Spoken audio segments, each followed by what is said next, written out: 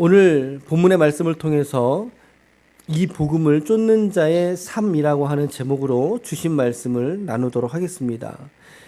1절 말씀에 보니까 1절에 보니까 내가 또 봤다 이러고 있습니다. 내가 또 보니 계시록에서 아주 자주 등장하는 단어가 봤다, 내가 보니 이런 거를 지금 몇 번 말하고 있죠.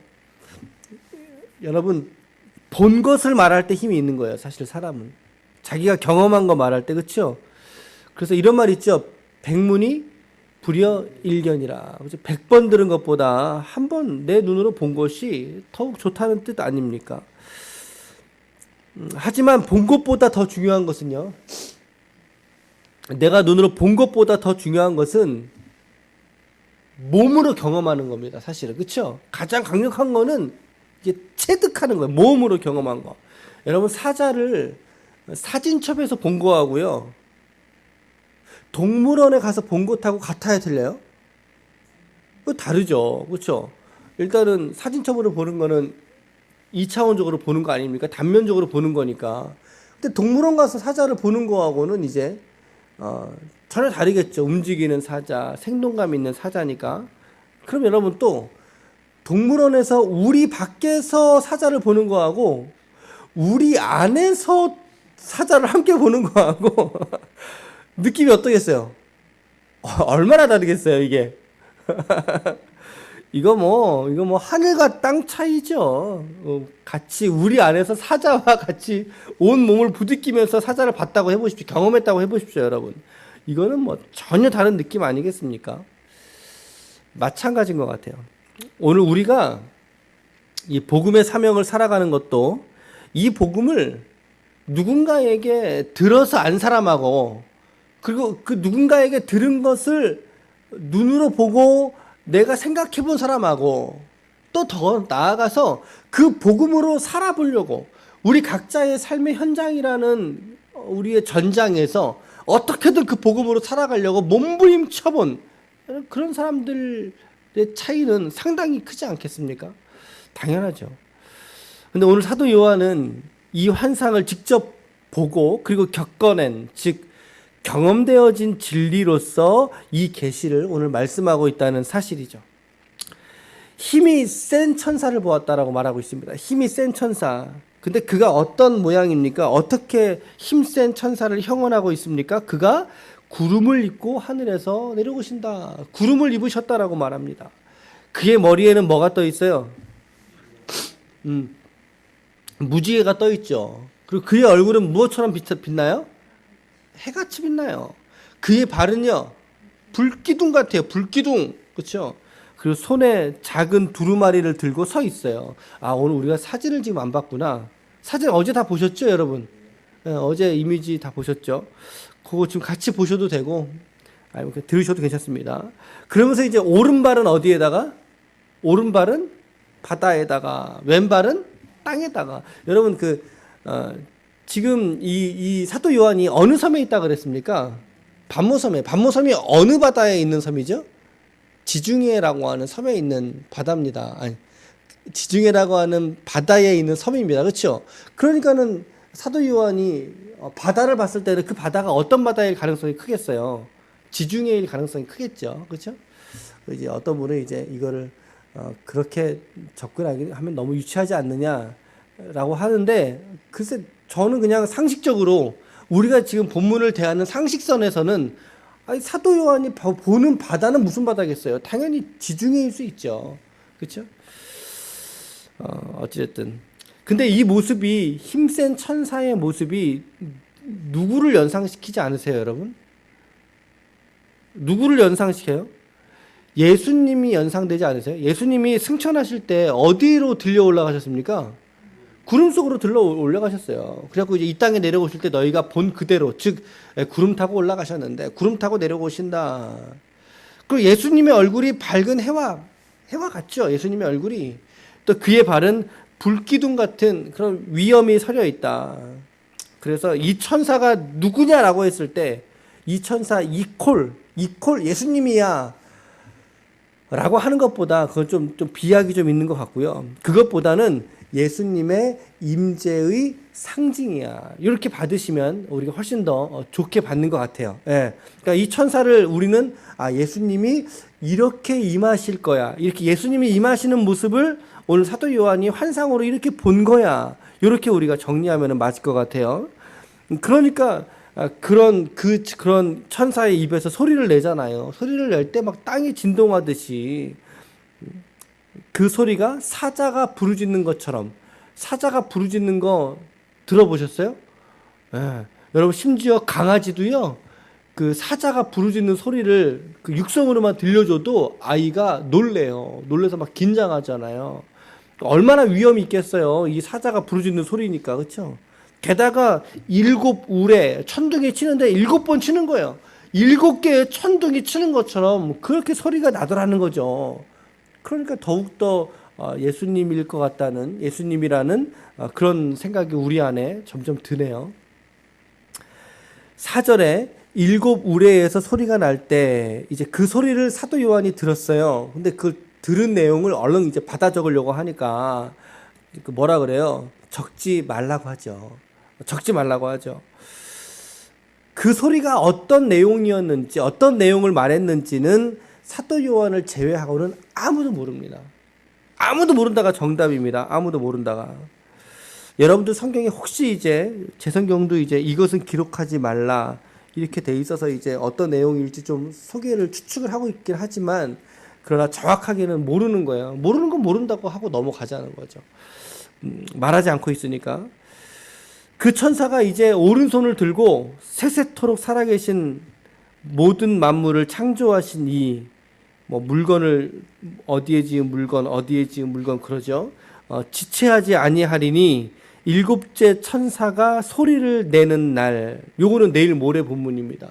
내일 이제 11장 본문 묵상인데 14절까지가 내일 본문이고 또 15절부터가 글피 본문이에요. 그래서 제가 또 드릴 테니까 보시고 토요일하고 주일날도 가급적이면 여러분 본문을 좀 따라오셔요. 읽어보셨으면 좋겠어요.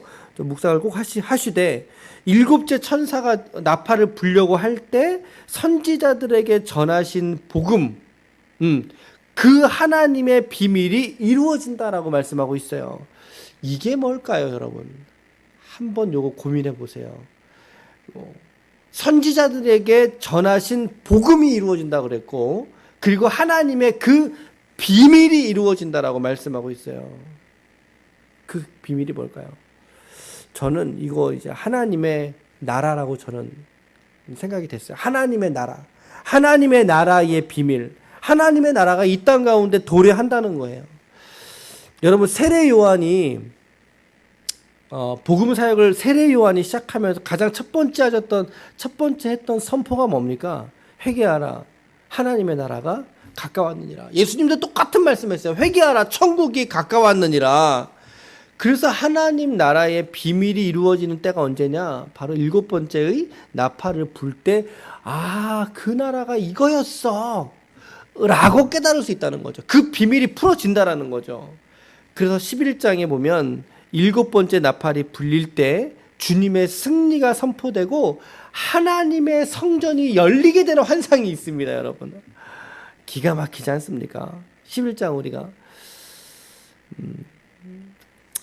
그리고 12장에 넘어가서 여자와 용의 싸우는 환상, 이렇게 이어지게 돼요.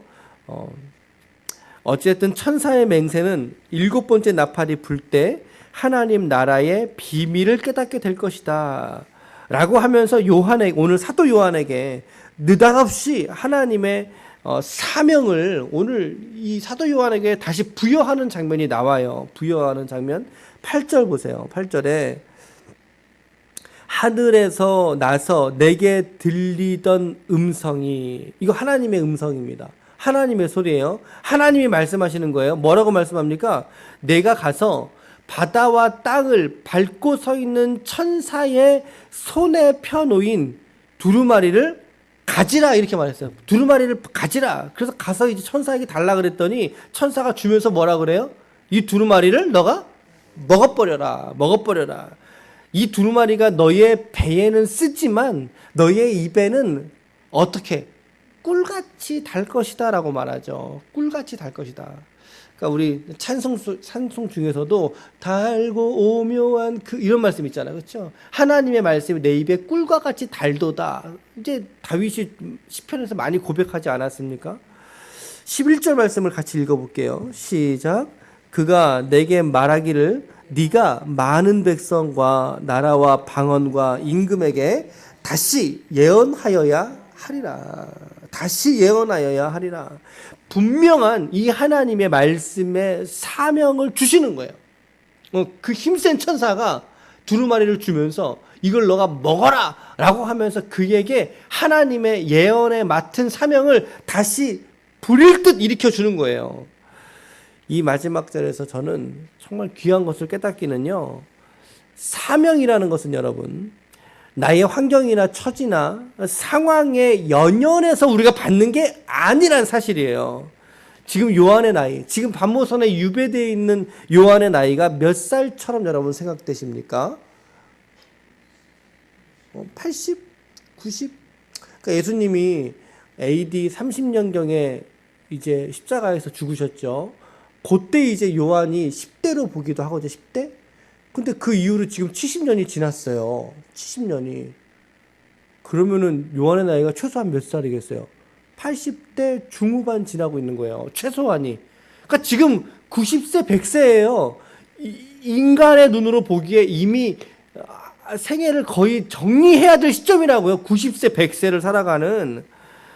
야, 근데 여러분 그 나이에 게다가 지금 반모섬에 유배되어 있는 환경 아닙니까? 반모섬에 유배가 되어 있어요. 거기에 갇혀 있는 상황이에요. 젊을 때 한참 쓰임 받다가 느닷없이 믿음 하나 때문에 반모섬으로 유배가 있는 제한된 공간에서 또 나이가 든 상황에서 관계도 많이 단절된 상황에서 그런 유배가 있는 노익장에게 하나님이 사명 다시 주잖아요. 사명을 다시 주잖아요, 여러분. 여러분, 우리가 하나님이 우리에게 주시는 사명은요, 말씀의 사명, 복음의 사명을 우리가 받들 때는요, 여러분들의 상황, 여러분들의 여건에 핑계할 수 없는 사명을 하나님께서 오늘 우리에게 주시는 줄로 믿으시길 바랍니다. 내 형편과 여건과 어떠함에 따라서 하나님이 주기도 하고 주지 않으시기도 하고 하는 게 아니란 말이죠. 여러분들이 사명을 받으실 때 우리가 혹여라도 이런 사명처럼 하나님의 어떤 말씀하시고 마음에 부담을 주시고 깨달으라고만 자꾸만 주시는 그런 말씀을 우리가 살 때가 있지 않습니까? 그럴 때 우리는 우리의 주위의 환경과 여건에 뭐 따져보고 나서 계산기 다 두들겨보고 나서 아유 그래요 할만하니까 그러면 해볼게요 가 아니라는 거죠. 하나님의 말씀은 그런 환경을 감안하신 명령이 아니라는 겁니다. 말씀을 조금 더 살펴볼게요. 그 두루마리를 이 사도 요한이 먹을 때는 어떻게 된다고요? 먹을 때는 입에서는 달고 그리고 배에서는 쓰다. 이 말의 의미는 또 뭐겠어요? 여러분들이 좀 묵상을 해보십시오. 1차적으로 먹는다는 거는 1차적인 거죠. 1차적으로 말씀을 먹을 때에는 좋다. 즉 말씀의 1차적인 이해의 차원에서의 말씀은 좋다는 거예요. 아, 좋다. 우리 말씀 배울 때 아, 좋다. 좋은 설교자분들의 설교를 들을 때 아, 좋다 하잖아요. 우리가 감화감동 되죠. 말씀을 배우고 익히고 학습하는 것은 즐거운 겁니다. 이거는 뭐 배움의 즐거움 아니겠어요? 저도 계시록을 이렇게 설교해 본 적이 없지만 이렇게 해보니까는 유익해요. 참 유익해요. 그래서 며칠 전에도 제 한 사람이 그런 얘기 해줬어요. 이렇게 우리가 그림책 보듯이 함께 보면서 말씀을 같이 대하니까 이게 계시록 말씀이 어렵지 않다. 참 좋더라. 이런 얘기를 들었어요. 여러분 우리가 배울 때에는 누구나 즐거움을 갖고 배울 수 있어요. 하지만 그 배워진 진리의 말씀이 입을 지나서 그의 뱃속으로 들어갈 때는 뱃속에서는 어떻게 된다고요? 오늘 말씀해 보니까 배에는 쓰다고 그랬어요. 뭐 쓴 약이 양약은 쓰다 뭐 이런 표현도 같이 하지만 그건 또 어떤 말이겠어요? 입으로 들어간 이해된 지식이 그의 배에서 그의 삶에서 배운 대로 실천하는 것 그것은 별개의 문제라는 거죠. 그거는 어려운 문제라는 거예요. 그건 정말 힘든 문제라는 거죠.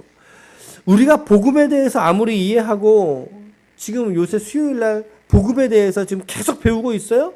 배우는 건 참 좋아요. 그런데 그렇게 배워 들은 복음이 나의 삶에서 실제가 되고 실천이 되기까지는 이거는 정말 어려운 거라는 거죠. 나를 말씀에 순종시켜야 돼요. 나를 말씀에 복종시켜야 되죠. 기도의 실천과 말씀의 묵상을 내 시간을 쪼개서 내가 드려야 된단 말이에요. 나의 이기심을 부인하고 십자가에서 주님이 죽으셨듯이 내가 십자가 위에서 죽고 내 안에 그리스도가 사시는 방식으로 내가 삶을 살아간다는 거, 이거는 어려운 일이에요. 힘든 일이에요.